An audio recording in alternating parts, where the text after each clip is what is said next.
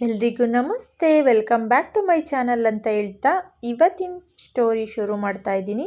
ನಿನ್ನ ಕತೆ ನನ್ನ ಜೊತೆ ಮುಂದೇನಾಗುತ್ತೆ ಅಂತ ನೋಡೋಣ. ಅದಕ್ಕಿಂತ ಮುಂಚೆ ಇನ್ನೂ ಯಾರೆಲ್ಲ ಸಬ್ಸ್ಕ್ರೈಬ್ ಆಗಿಲ್ಲ ದಯವಿಟ್ಟು ಸಬ್ಸ್ಕ್ರೈಬ್ ಮಾಡ್ಕೊಳ್ಳಿ. ಹಾಗೆ ಒಂದು ಲೈಕ್ ಮಾಡೋದು ಶೇರ್ ಮಾಡೋದು ಮಾತ್ರ ಮರಿಬೇಡಿ. ದಯವಿಟ್ಟು ಒಂದು ಲೈಕ್ ಮಾಡಿ ಅಂತ ಕೇಳ್ಕೊತ ಇವತ್ತು ರಾಣಾ ಅರೆಸ್ಟ್ ಆಗಿರ್ತಾನೆ. ಸೊ ಅಜಿತ್ ರಾಣಾನ ಅರೆಸ್ಟ್ ಮಾಡಿರ್ತಾರೆ. ಮೀಡಿಯಾದವರೆಲ್ಲ ಬಂದ್ಬಿಟ್ಟು ಅಜಿತ್ ಇಂಟರ್ವ್ಯೂ ತೊಗೊತಾ ಇರ್ತಾರೆ. ಅಜಿತ್ ಇಂಟರ್ವ್ಯೂ ಮಾಡ್ತಾ ಇರಬೇಕಾದ್ರೆ ಸಾಕ್ಷಿ ಸಿಕ್ಕಿಲ್ಲ, ರಾಣಾ ಅರೆಸ್ಟ್ ಆಗಿದ್ದಾರೆ ಅಂತ ಅಂದ್ಬಿಟ್ಟು ಟಿ ವಿನಲ್ಲೆಲ್ಲ ತೋರಿಸ್ತಾ ಇರ್ತಾರೆ. ಇದನ್ನು ನೋಡಿದಂತಹ ಸತ್ಯ ಆಗಿರ್ಬೋದು, ಮನೆಯವರಾಗಿರ್ಬೋದು ಖುಷಿ ಪಡ್ತಾ ಇರ್ತಾರೆ ಮತ್ತು ಶಾಕ್ ಕೂಡ ಆಗಿರ್ತಾರೆ. ಸತ್ಯಂಗೆ ಸಾಕ್ಷಿ ಯಾರಂತ ಗೊತ್ತಾಗುತ್ತೆ. ಟಿ ವಿನಲ್ಲಿ ಸಾಕ್ಷಿದು ಫೋಟೋ ಬರ್ತಾ ಇರುತ್ತೆ. ಸತ್ಯಂಗೆ ಇದುವರೆಗೂ ಗೊತ್ತಿರಲ್ಲ ಸಾಕ್ಷಿ ರಾಣಾ ಮಗಳಂತ ಅಂದ್ಬಿಟ್ಟು. ಟಿ ವಿನಲ್ಲಿ ಸಾಕ್ಷಿ ಫೋಟೋ ನೋಡಿಬಿಟ್ಟು ಸತ್ಯ ತುಂಬಾ ಗಾಬರಿ ಆಗಿರ್ತಾನೆ. ಎಷ್ಟು ಅಂತ ಅಂದರೆ ಅವನಿಗೆ ಏನು ಮಾಡಬೇಕಂತ ಗೊತ್ತಾಗಲ್ಲ, ಅಷ್ಟು ಶಾಕ್ ಆಗಿರ್ತಾನೆ. ಮತ್ತು ಅಜಿತ್ ಕೂಡ ಮಾತಾಡೋದು ಟಿ ವಿನಲ್ಲಿ ಬರ್ತಾ ಇರುತ್ತೆ. ಹಾಗೇ ಸತ್ಯ ಸಾಕ್ಷಿ ಜೊತೆ ನಡೆದಂಥ ವಿಚಾರಗಳನ್ನೆಲ್ಲ ನೆನಪಿಸ್ಕೊತಾ ಇರ್ತಾನೆ. ಎಂಥ ಎಡವಟ್ಟು ಮಾಡಿಬಿಟ್ಟೆ ನಾನು, ಎಂಥ ಕೆಲಸ ಮಾಡಿಬಿಟ್ಟೆ ಅಂದ್ಬಿಟ್ಟು ನೊಂದ್ಕೊತಾ ಇರ್ತಾನೆ. ನೊಂದ್ಕೊಂಡೇನೆ ಎಲ್ಲದನ್ನೂ ಅವ್ಳ ಜೊತೆ ಮಾತಾಡಿದಂಥದ್ದಾಗಿರ್ಬೋದು, ಅವಳ ಜೊತೆ ಹೋಟೆಲ್ಗೆ ಹೋಗಿದ್ದಾಗಿರ್ಬೋದು, ಅವ್ಳ ಜೊತೆ ಇದ್ದಿದ್ದಂಥದ್ದು ಎಲ್ಲವುದು ನೆನಪಿಸ್ಕೊತಾ ಇರ್ತಾನೆ. ತುಂಬಾ ಬೇಜಾರು, ನೋವಲ್ಲಿ ಅದನ್ನೆಲ್ಲ ಮತ್ತೆ ರೀಕಾಲ್ ಮಾಡ್ಕೊತಾ ಇರ್ತಾನೆ. ಇನ್ನು ಅಜಿತ್ತು ಇಂಟರ್ವ್ಯೂ ಮುಗಿಸ್ಕೊಂಡು ಮನೆಗೆ ಬಂದ ತಕ್ಷಣ ಮನೆಯವರೆಲ್ಲರೂ ಸಂಭ್ರಮ ಪಡ್ತಾ ಇರ್ತಾರೆ. ರಾಣಾ ಅರೆಸ್ಟ್ ಆದ ಅಂತ ಅಂದ್ಬಿಟ್ಟು ಭೂಮಿ ಹೋಗ್ಬಿಟ್ಟು ಆರತಿ ತೊಗೊಂಬಂದು ಅಜಿತ್ಗೆ ಆರತಿ ಮಾಡ್ತಾಳೆ. ತನ್ನ ಗಂಡ ಏನೋ ಅಚೀವ್ ಮಾಡಿದ್ದಾನೆ, ಸಾಧನೆ ಮಾಡಿದ್ದಾರೆ ಅನ್ನೋ ಥರ ಫುಲ್ ಆರತಿ ಮಾಡಿ ಯಾರ ದೃಷ್ಟಿನೂ ಬೀಳಬಾರ್ದು ಅನ್ನೋ ಥರ ಅವಳ ಮನೋಭಾವ ಇರುತ್ತೆ. ಅವಳು ಅಜಿತ್ಗೆ ಆರತಿ ಮಾಡ್ತಾ ಇರ್ತಾಳೆ. ಅಜಿತ್ತು ತಾನೇನೋ ಸಾಧನೆ ಮಾಡಿದ್ದೀನಿ, ನಾನು ಗೆದ್ದೆ ಅನ್ನೋ ಖುಷಿ ಅವನ ಮುಖದಲ್ಲಿರುತ್ತೆ. ಸೊ ಆರತಿ ಮುಗಿಸ್ಕೊಂಡು ಒಳಗಡೆ ಬರ್ತಾನೆ. ಅಷ್ಟರಲ್ಲಿ ಎಲ್ಲರೂ ಅಪ್ರಿಷಿಯೇಟ್ ಮಾಡೋಕ್ಕೆ ಶುರು ಮಾಡ್ತಾರೆ. ಎಲ್ಲರೂ ವಿಶ್ ಮಾಡೋಕ್ಕೆ ಶುರು ಮಾಡ್ತಾರೆ, ಕಂಗ್ರಾಟ್ಸ್ ಅಜಿತ್ ಅಂತ ಅಂದ್ಬಿಟ್ಟು. ಒಬ್ಬೊಬ್ಬರು ಕೂಡ ಒಬ್ಬೊಬ್ಬರೇ ವಿಶ್ ಮಾಡ್ತಾ ಇರ್ತಾರೆ. ಮೊದಲನೇದಾಗಿ ಅವ್ರ ಮಾವ ವಿಶ್ ಮಾಡ್ತಾರೆ. ಸೊ ಅವ್ರಿಗೆ ತುಂಬಾ ಖುಷಿಯಾಗಿರುತ್ತೆ. ಅಪ್ಪಂಗೆ ಅವಮಾನ ಮಾಡಿರೋ ಅಂಥವ್ರಿಗೆ ಈ ಥರ ಶಿಕ್ಷೆ ಕೊಡಿಸಿದ್ದು ಒಂಥರ ಅಪ್ಪಂಗೆ ಒಂಥರ ಖುಷಿಯಾಗಿರುತ್ತೆ. ಅಪ್ಪನ ಮುಂದೆ ಬಂದು ನಿಂತ್ಕೊಂಡ ತಕ್ಷಣ ಅಜಿತ್ ಅಪ್ಪ ಏನು ಮಾಡ್ತಾರೆ, ಕೈ ಇಟ್ಕೊಂಡು ತಪ್ಕೊಂಡು ಹೇಳ್ತಾರೆ, ನೀನು ನನಗೆ ಅವಮಾನ ಮಾಡಿದವ್ರನ್ನ ನೀನು ಸುಮ್ಮನೆ ಬಿಡಲಿಲ್ಲ, ನನಗೆ ತಕ್ಕ ಮಗ, ಒಳ್ಳೆ ಮಗ ಅಂತ ಪ್ರೂವ್ ಮಾಡಿಬಿಟ್ಟೆ. ನಿನ್ನ ಇದು ನನಗಂತೂ ತುಂಬಾ ಖುಷಿ ಕೊಡ್ತಾ ಇದೆ ಮಗನೇ. ಯಾವ ರೀತಿ ಅವನು ನನಗೆ ಅವಮಾನ ಮಾಡ್ದ, ಬಟ್ಟೆ ಎಲ್ಲ ತೆಗೆಸ್ಬಿಟ್ಟು ಅಂತ ಅಂದ್ಬಿಟ್ಟು ಅವರಿಬ್ಬರು ಮಾತಾಡ್ತಾ ಇರ್ತಾರೆ. ಅಷ್ಟರಲ್ಲಿ ಅವರಮ್ಮ ನಿನ್ನೆ ಕೋಪ ಮಾಡ್ಕೊಂಡಿರೋ ಅಂಥದ್ದು, ಈ ಥರ ಹಿಂಗೆ ಮಾಡಿದೆ ಅಂತ ಹೇಳಿ ಬೇಜಾರು ಮಾಡಿ ಅವನಿಗೆ ಬೈದಂಥದ್ದು ಅದೆಲ್ಲ ನೆನಪಿಸ್ಕೊತಾ ಇರ್ತಾಳೆ. ಸೊ ಅದಾದಮೇಲೆ ಇನ್ನು ಮನಸ್ವಿ ಅಂದರೆ ಅಶ್ವಿನಿ, ಅವಳು ಕೂಡ ನೋಡ್ತಾ ಇರ್ತಾಳೆ. ಇವ್ರ ಸಂಭ್ರಮ ನೋಡಿ ಅವಳಿಗೆ ತಡ್ಕೊಳಕ್ಕಾಗೋದಿಲ್ಲ, ಸಖತ್ತು ಒಂಥರ ಬೇಜಾರು ಮಾಡ್ಕೊತಾ ಇರ್ತಾಳೆ. ಇನ್ನು ಶ್ರವಣ ಮತ್ತು ಅಸತ್ಯ ಎಲ್ಲರೂ ಅಲ್ಲೇ ನಿಂತಿರ್ತಾರೆ. ಎಲ್ಲರೂ ತುಂಬಾ ಖುಷಿ ಪಡ್ತಾ ಇರ್ತಾರೆ, ಎಲ್ಲರೂ ವಿಶ್ ಮಾಡ್ತಾ ಇರ್ತಾರೆ ಎಲ್ಲರೂ. ಸೊ ಇವರು ಕೂಡ ವಿಶ್ ಮಾಡ್ತಾ ಇರ್ತಾರೆ, ಅವರ ಅತ್ತೆ ಕೂಡ. ಸೊ ಈ ಥರನೇ ಸಂಭ್ರಮಾಚರಣೆ ಮನೆಯಲ್ಲಿ ಮನೆ ಮಾಡಿರ್ತೈತೆ. ತುಂಬ ಖುಷಿಯಾಗಿರ್ತಾರೆ ಎಲ್ಲರೂ. ಅಜಿತ್ಗೆ ಅಪ್ರಿಷಿಯೇಟ್ ಮಾಡ್ತಾ ಇರ್ತಾರೆ. ಇದನ್ನೆಲ್ಲ ನೋಡಿದಂಥದ್ದು ಭೂಮಿ ಅಂತೂ ಫುಲ್ಲು ಖುಷಿಯಾಗಿರ್ತಾಳೆ. ಅವಳು ಕೂಡ ಗೊತ್ತಿತ್ತು ಸಾಹೇಬ್ರೆ ನೀವು ಈ ಥರ ಮಾಡ್ತೀರಾ ಅಂದ್ಬಿಟ್ಟು, ಕೊನೆಗೂ ಅವ್ರ ರಾಣಾನ ಅರೆಸ್ಟ್ ಮಾಡಿಬಿಟ್ರಲ್ಲ ಅಂದ್ಬಿಟ್ಟು ಖುಷಿ ಪಡ್ತಾ ಇರ್ತಾಳೆ. ಅಷ್ಟರಲ್ಲಿ ಶ್ರವಣ್ ಬಂದ್ಬಿಟ್ಟು ಅಜಿತ್ಗೆ ಹೇಳ್ತಾನೆ, ಈ ಮನೇಲಿ ಇಬ್ಬಿಬ್ಬರು ಪೊಲೀಸ್ನವ್ರು ಇದ್ರೂ ರಾಣಾಗೇನು ಮಾಡ್ತಾ ಇಲ್ವಲ್ಲ, ಭಾವಂಗೆ ಈ ಥರ ಅವಮಾನ ಮಾಡಿಬಿಟ್ಟ ಅನ್ನೋ ಬೇಜಾರು ತುಂಬಾ ಕಾಡ್ತಿತ್ತು. ಇವತ್ತು ಸಖತ್ ಖುಷಿ ಆಗ್ತಾಯಿದೆ ಅಜಿತ್, ಸಖತ್ ಖುಷಿ ಆಗ್ತಾಯಿದೆ ನೀವು ಮಾಡಿರೋ ಅನ್ನೋ ಥರ ಅಂದ್ಬಿಟ್ಟು ಶ್ರವಣ್ ಅಜಿತ್ಗೆ ಅಪ್ರಿಷಿಯೇಟ್ ಮಾಡ್ತಾಯಿದ್ದ. ಅಜ್ಜಿ ಕೂಡ ನನ್ನ ಮೊಮ್ಮಗ ಈ ಥರ ಸಾಧನೆ ಮಾಡಿದ್ದಾನೆ, ಎಷ್ಟು ಖುಷಿ ಆಗ್ತೈತೆ ಗೊತ್ತಾ, ನನಗೆ ಕುಂದಾಡೋವಷ್ಟು ಖುಷಿ ಆಗ್ತೈತೆ ಅಂತ ಅಂದ್ಬಿಟ್ಟು ಅಜ್ಜಿ ಹೇಳ್ತಾರೆ. ಅದೇ ಟೈಮಲ್ಲಿ ಭೂಮಿ ಕೂಡ ಹೇಳ್ತಾಳೆ, ನನಗೂ ಹಾಗೆ ಅನ್ನಿಸ್ತೈತೆ, ನನಗೂ ಡ್ಯಾನ್ಸ್ ಕುಣಿಬೇಕು ಅನ್ನಿಸ್ತೈತೆ, ಆದರೆ ಏನು ಮಾಡೋದು, ಗಾಯ ಆಗಿರೋದ್ರಿಂದ ಅದಾಗೋದಿಲ್ಲ ಅಂತ ಅಂದ್ಬಿಟ್ಟು. ಸೊ ಇದೇ ಥರನೇ ಎಲ್ಲರೂ ಖುಷಿ ಪಡ್ತಾ ಇರ್ತಾರೆ, ಒಬ್ರಿಗೊಬ್ರು ಮಾತಾಡ್ತಾ ಇರ್ತಾರೆ, ತುಂಬಾ ಖುಷಿಯಾಗಿರ್ತಾರೆ. ರಾಣಾ ಅರೆಸ್ಟ್ ಆದ ಅನ್ನೋದು ಒಂದು ಕಡೆಗೆ ತುಂಬಾ ಒಳ್ಳೆ ವಿಚಾರ ಅನ್ನೋ ಥರ ಎಲ್ಲರೂ ಸಂತೋಷವಾಗಿರ್ತಾರೆ. ಇದನ್ನು ನೋಡಿದಂತಹ ಮನಸ್ವಿಗೆ ಸಿಕ್ಕಾಪಟ್ಟೆ ಕೋಪ ಬರ್ತಾ ಇರುತ್ತೆ. ಅದನ್ನು ತಡ್ಕೊಳಕ್ಕಾಗೋದಿಲ್ಲ. ಎಲ್ಲರೂ ಅಜಿತ್ಗೆ ವಿಶ್ ಮಾಡಿದ್ರೆ ಅವಳು ಮಾತ್ರ ಯಾವುದೇ ಕಾರಣಕ್ಕೂ ವಿಶ್ ಮಾಡೋದಿಲ್ಲ. ಮುಖ ಗಂಟಾಕೊಂಡು ಕೋಪ ಮಾಡ್ಕೊಂಡು ನಿಂತಿರ್ತಾಳೆ. ಇದನ್ನು ಅಜಿತ್ ಅಬ್ಸರ್ವ್ ಮಾಡ್ತಾನೆ, ಇದು ನೋಡ್ತಾ ಇರ್ತಾನೆ. ಸೊ ಅವ್ನಿಗೇನೋ ಡೌಟ್ ಇರುತ್ತೆ. ಅವಳು ಕಂಡ್ರೆ ಮೊದಲಿಂದನೂ ಅಜಿತ್ಗೆ ಡೌಟು. ಸೊ ಅದಾದಮೇಲೆ ಅವ್ನು ನೋಡ್ಬಿಟ್ಟು ಇವಳು ಅಂತಾಳೆ, ಈ ಟೈಮಲ್ಲಿ ನಾನು ಸುಮ್ಮನೆ ಇದ್ದರೆ ಸರಿ ಆಗೋದಿಲ್ಲ ಅನ್ನೋ ಥರ ಮನಸ್ಸಲ್ಲಿ ಯೋಚನೆ ಮಾಡಿಬಿಟ್ಟು ಅವಳು ಹೇಳ್ತಾಳೆ, ಸಾರಿ ಮಾವ, ನಾನು ದಯವಿಟ್ಟು ನನಗೆ ಕ್ಷಮಿಸ್ಬಿಡಿ, ರಾಣಾನ ನಾನು ನಿಮಗೆ ಪರಿಚಯ ಮಾಡಿಸ್ಬಾರ್ದಾಯಿತು, ಈ ಥರ ಆಗೋಯ್ತು ಅಂತ ಹೇಳ್ಬಿಟ್ಟು ಅವಳು ತುಂಬಾ ಫೀಲ್ ಆಗೋ ಥರ ಮಾತಾಡ್ತಾ ಇರ್ತಾಳೆ. ಅಷ್ಟರಲ್ಲಿ ಅವ್ರು ಹೇಳ್ತಾರೆ, ಪರವಾಗಿಲ್ಲ ಬಿಡಮ್ಮ, ನಿನಗೇನು ಗೊತ್ತಿರುತ್ತೆ, ನೀನು ಚಿಕ್ಕವಳು, ನಾನು ಅದ್ರ ಬಗ್ಗೆ ಯೋಚನೆ ಮಾಡಬೇಕಾಗಿತ್ತು ಅಂದ್ಬಿಟ್ಟು ಈ ಥರ ಮಾತಾಡಿ ಅಲ್ಲಿಗೆ ಮಾತು ಮುಗಿಯುತ್ತೆ.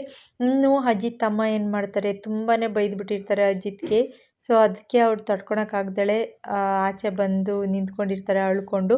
ಅದೆಲ್ಲ ನೆನಪಿಸ್ಕೊತಾ ಇರ್ತಾರೆ. ಅಜಿತ್ಗೆ ಬೈದಿದ್ದು, ನೀನೊಬ್ಬ ಮಗನ, ನಿನ್ನಿಂದ ನನ್ನ ಗಂಡಂಗೆ ಈ ಥರ ಅವಮಾನ ಆಯಿತು, ಬಟ್ಟೆ ಇಲ್ದಲೇ ಬೀದಿನಲ್ಲಿ ಬರೋ ಥರ ಆಗೋಯ್ತು ಅಂದ್ಬಿಟ್ಟು ಸಿಕ್ಕಾಬಟ್ಟೆ ಬೈದಿರ್ತಾರೆ ಎಲ್ಲರ ಮುಂದೆನೂ. ನೀನು ಈ ಥರ ಮಗನ, ನೀನು ಈ ಥರ ಮಾಡ್ತೀಯ ಅಂತ ಅಂದ್ಕೊಂಡಿರಲಿಲ್ಲ, ನಿನಗೆ ಅಪ್ಪನ ಮರ್ಯಾದೆ ಮುಖ್ಯ ಆಗಲಿಲ್ಲ ಅಲ್ವಾ, ಈ ಕೆಲಸದಿಂದನೇ ಈ ಥರ ಆಗಿದ್ದು ಅಂದ್ಬಿಟ್ಟು ಸಿಕ್ಕಾಪಟ್ಟೆ ಬೈದಿರ್ತಾರೆ.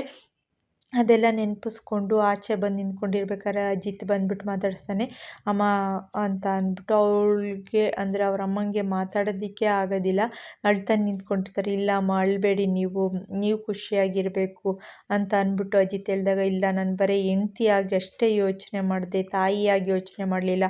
ಮಕ್ಕಳು ಎಂಥದೇ ಪರಿಸ್ಥಿತಿಲಿ ಇದ್ರೂ ಅವ್ರಿಗೆ ನಾವು ಸಪೋರ್ಟಿವ್ ಆಗಿರಬೇಕು, ಅವರು ಪರವಾಗಿರಬೇಕು. ಆದರೆ ನಾನು ಬರೀ ಹೆಂಡ್ತಿಯಾಗಿ ಯೋಚನೆ ಮಾಡಿದೆ, ನಾನು ನಿನ್ನ ಬಗ್ಗೆ ಯೋಚನೆ ಮಾಡಲಿಲ್ಲ. ನಿಮ್ಮ ಅಪ್ಪನಿಗೆ ಅವಮಾನ ಆಯಿತು ಅನ್ನೋದಷ್ಟೇ ನನ್ನ ತಲೆ ಒಳಗಿತ್ತು ಮಗನೇ, ದಯವಿಟ್ಟು ನನಗೆ ಕ್ಷಮಿಸ್ಬಿಡು. ಇದರಿಂದ ನನಗಂತೂ ತುಂಬಾ ಬೇಜಾರಾಗ್ತಾ ಇದೆ. ಬಾ, ಎಲ್ಲರ ಮುಂದೆನೂ ಸಾರಿ ಕೇಳ್ತೀನಿ, ನಾನು ಈ ಥರ ಮಾಡಬಾರ್ದಾಗಿತ್ತು ಅಂತ ಅಂದ್ಬಿಟ್ಟು ಜೋರಾಗಿ ಅಳ್ತಾ ಇರ್ತಾಳೆ. ಅದನ್ನ ನೋಡಿದಂತಹ ಅಜಿತ್ತು, ಇಲ್ಲ ಅಮ್ಮ, ನೀವು ಮಾಡಿದ್ದೇ ಸರಿ, ನೀವು ಮತ್ತು ಅಪ್ಪ ಖುಷಿಯಾಗಿರಬೇಕು, ನಿಮ್ಮ ಖುಷಿಗೋಸ್ಕರನೇ ನಿಮಗೋಸ್ಕರನೇ ನಾನಿರೋದು ಅಂತ ಅಂದ್ಬಿಟ್ಟು ಅಮ್ಮನ್ನ ತಪ್ಪಿಕೊಂಡು, ಅಮ್ಮ ಅಳಬೇಡಿ ಅಂತ ಹೇಳ್ಬಿಟ್ಟು ಅಮ್ಮಂಗೆ ಮುದ್ದು ಮಾಡ್ತಾನೆ, ಕಣ್ಣೀರು ಒರೆಸ್ತಾನೆ. ಅಮ್ಮ ಏನು ಮಾಡ್ತಾರೆ, ದಯವಿಟ್ಟು ಕ್ಷಮಿಸ್ಬಿಡು ಮಗನೇ ಅಂತ ಅಂದ್ಬಿಟ್ಟು ಮತ್ತೆ ಸಾರಿ ಕೇಳ್ತಾರೆ. ಇನ್ನು ಮನಸ್ವಿ ಮತ್ತು ಇವರು ಇಬ್ಬರೂ ಮಾತಾಡ್ತಾ ಇರ್ತಾರೆ. ಸೊ ಯಾವುದೇ ಕಾರಣಕ್ಕೂ ಇವತ್ತು ಒಳ್ಳೆಯದೇ ಆಗಿದ್ದು ಅನಿಸುತ್ತೆ. ರಾಣಾ ನಮ್ಮ ಹೆಸರು ಬಾಯಿ ಬಿಟ್ಟಿಲ್ಲ, ನಮ್ಮ ಬಗ್ಗೆ ಏನೂ ಗೊತ್ತಾಗಿಲ್ಲ. ಏನಾದರೂ ರಾಣಾ ಬಾಯಿ ಬಿಟ್ಟಿತ್ತು ಅಂತ ಅಂದರೆ ಇವತ್ತು ಹೆಂಗಿರ್ತಿತ್ತು ಪರಿಸ್ಥಿತಿ ನಮ್ಮದು.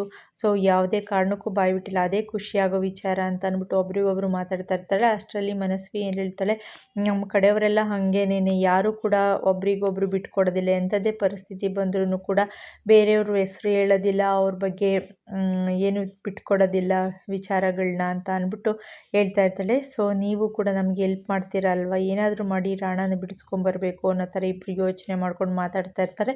ಇನ್ನು ಸತ್ಯ ಮನೆಗೆ ಬರ್ತಾನೆ. ಅವನು ಮನೆಗೆ ಬಂದ ತಕ್ಷಣ ಸಿಕ್ಕಾಪಟ್ಟೆ ಬೇಜಾರಾಗಿರ್ತಾನೆ.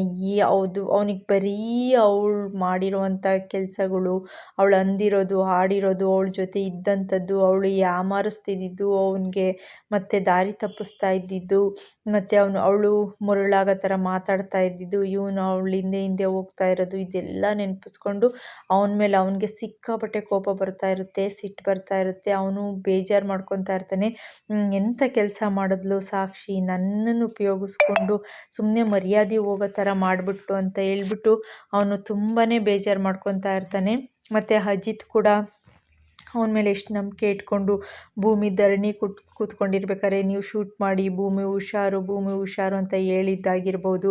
ಸೊ ಆ ಟೈಮಲ್ಲಿ ಅವಳು ಫೋನ್ ಮಾಡಿಬಿಟ್ಟು ಅವಳ PA ಹುಷಾರಿಲ್ಲ ಅಥವಾ ಈ ಥರ ಏನೋ ಹೇಳಿ ಅವನ ದಾರಿ ತಪ್ಪಿಸಿದ್ದಾಗಿರ್ಬೋದು, ಅವಳಿಗೆ ಶೂಟ್ ಮಾಡಿ ಅವಳಿಗೆ ಗಾಯ ಆಗೋ ಥರ ಮಾಡಿ, ಈ ಥರದ್ದು ಎಲ್ಲ ವಿಚಾರಗಳನ್ನೂ ನೆನಪಿಸ್ಕೊಂಡು ಈ ವಿಚಾರ ಏನಾದರೂ ಈ ಥರ ಆಗಿರೋದೇನಾದರೂ ಅಜಿತ್ಗೆ ಗೊತ್ತಾದರೆ ಅಜಿತ್ಗೆ ಇನ್ನೇನು ತಿಳ್ಕೊಬೋದು, ನನ್ನ ಸುಮ್ಮನೆ ಬಿಡ್ತಾನ ಅಂತ ಅಂದ್ಬಿಟ್ಟು ಅವನು ತುಂಬಾ ಕೋಪ ಮಾಡಿಕೊಂಡು ನನ್ನನ್ನು ಏನಕ್ಕೆ ಉಪಯೋಗಿಸ್ಕೊಂಡ್ಲು, ನಾನು ಅವಳನ್ನ ಕೇಳಲೇಬೇಕು ಅಂತ ಹೇಳ್ಬಿಟ್ಟು ಒಂದಷ್ಟು ಸತಿ ಫೋನ್ ಮಾಡ್ತಾನೆ.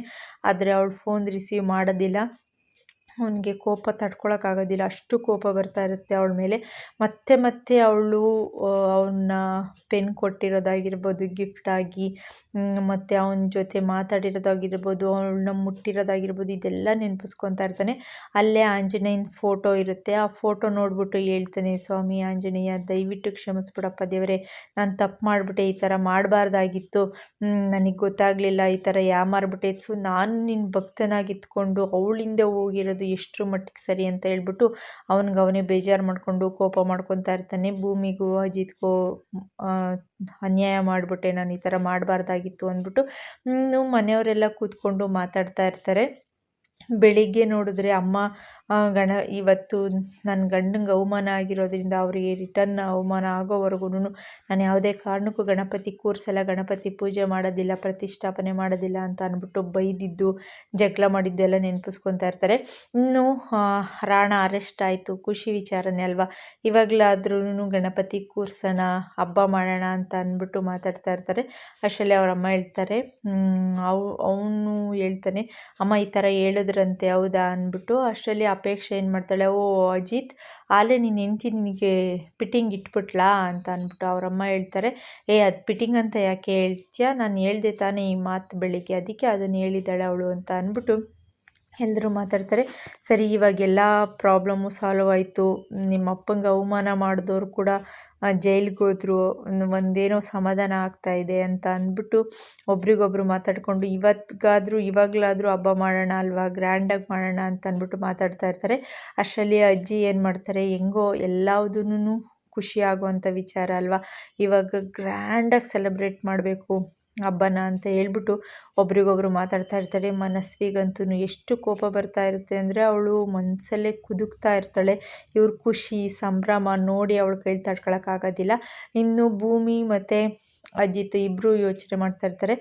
ಅತ್ತೆ ಹೇಳ್ತಾಯಿದ್ರು ತುಂಬ ಗ್ರ್ಯಾಂಡಾಗಿ ಸೆಲೆಬ್ರೇಟ್ ಮಾಡ್ತಾಯಿದ್ರಂತೆ ಈ ಹಬ್ಬ, ಇವತ್ತೂ ನಾವು ತುಂಬ ಚೆನ್ನಾಗಿ ಮಾಡೋಣ ರೀ ಅಂತ ಅಂದ್ಬಿಟ್ಟು ಭೂಮಿ ಹೇಳಿದಾಗ, ಚಿನ್ನ ನೀನು ಹೇಳಿದ್ಮೇಲೆ ಮುಗೀತು ಮಾಡೋದೇ ನನ್ನ, ಅದಕ್ಕೆ ಯಾಕೆ ನಾವು ಈ ಥರ ಯೋಚನೆ ಮಾಡಬೇಕು ಅಂತ ಹೇಳ್ಬಿಟ್ಟು ಎಲ್ಲರೂ ಮಾತಾಡ್ತಾ ಇರ್ತಾರೆ. ಇವತ್ತಿನ ಸಂಚಿಕೆ ಇದಾಗಿತ್ತು. ಮುಂದಿನ ಸಂಚಿಕೆಯಲ್ಲಿ ಏನಾಗುತ್ತೆ ಅಂತ ನೋಡೋಣ. ಅದಕ್ಕಿಂತ ಮುಂಚೆ ಇನ್ನೂ ಯಾರೆಲ್ಲ ಸಬ್ಸ್ಕ್ರೈಬ್ ಆಗಿಲ್ಲ ದಯವಿಟ್ಟು ಸಬ್ಸ್ಕ್ರೈಬ್ ಮಾಡ್ಕೊಳ್ಳಿ, ಹಾಗೆ ಲೈಕ್ ಮಾಡಿ ಶೇರ್ ಮಾಡಿ ಅಂತ ಕೇಳ್ಕೊತಾ ಇದ್ದೀನಿ. ತುಂಬ ಹೃದಯದ ಧನ್ಯವಾದಗಳು. Thank you. ಮತ್ತೆ ಸಿಗ್ತೀನಿ. ಬಾಯ್.